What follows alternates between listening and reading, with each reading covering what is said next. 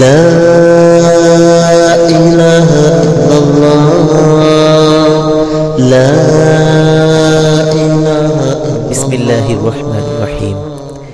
আবু হুরায়রা রাদিয়াল্লাহু আনহু হতে বর্ণিত, তিনি বললেন, দুই ব্যক্তি একে অপরকে গালি দিয়েছিল।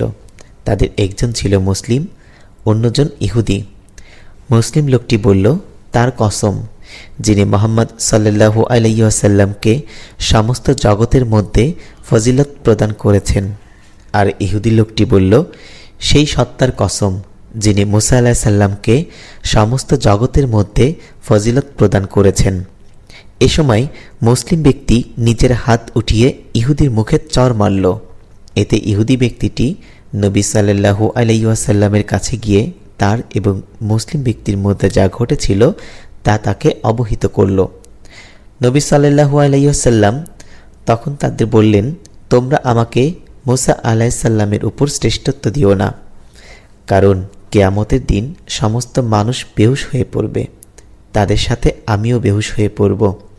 তারপর সকলের আগে আমার হুঁশ আসবে। তখন দেখতে পাবো মুসা আলাইহিস সালাম আরশের এক পাশ ধরে রয়েছেন। আমি জানি না তিনি বেহুশ হয়ে আমার আগে হুঁশে এসেছেন অথবা আল্লাহ তাআলা যাদেরকে বেহুশ হওয়া থেকে রেহাই দিয়েছেন তিনি তাদের মধ্যেই ছিলেন।